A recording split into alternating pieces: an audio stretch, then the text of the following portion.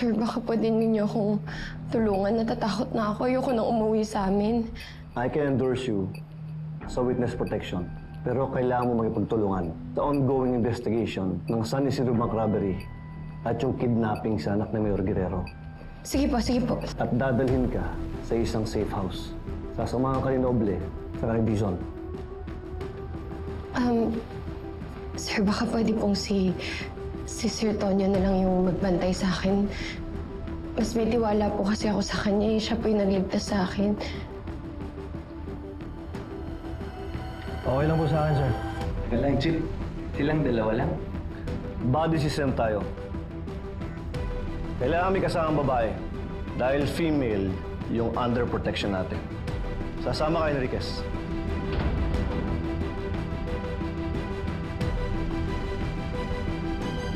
Dadalhin at sasamahan ka ni Sergeant Enriquez at Lieutenant Conde sa safe house pansamantala until may ma-assign na official escorts mo under the witness protection. At dun ka muna mag-stay habang patuloy ang investigasyon. Sige po, salamat po talaga, sir. Paano po kayo yung mga damit ko? Wala po kasi akong dalang mga toiletries, sir. Pwede ako na po yung kumuha ng mga gamit ni Ma'am Selena. Garcia, samahan mo si Robles.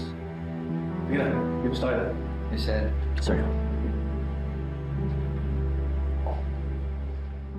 Enriquez, Conde, kayo munang bahala kay Miss Selena. May tatawagan lang ako. Yes, sir.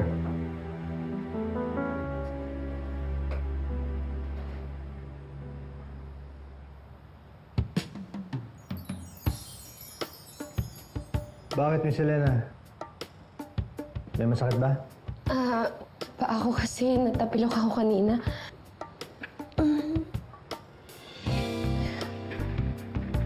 Tiga, patingin niya. Yan. Aw! Aray! Aw! Masakit.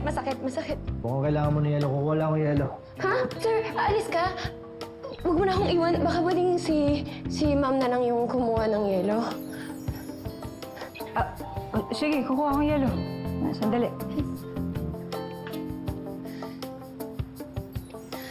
Ate, Emchi. Aray, ang sakit. Oh, help me. Kakagigil.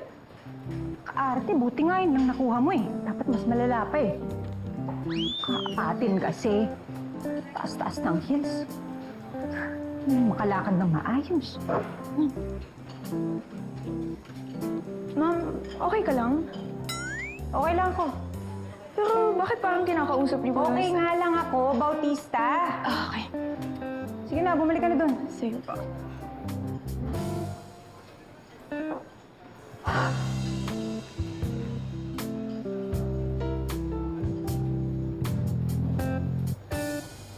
Bautista. Po. Akin na lang yan. Pero, ubos na po, Akin na ma'am. lang sabi yan eh. Ang dami mong dahilan, no?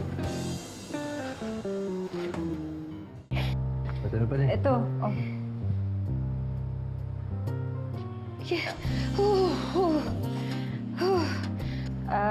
Sir, iwanan ko lang kayo. Saan ka pupunta? Dito lang. Na ako. Konti na lang.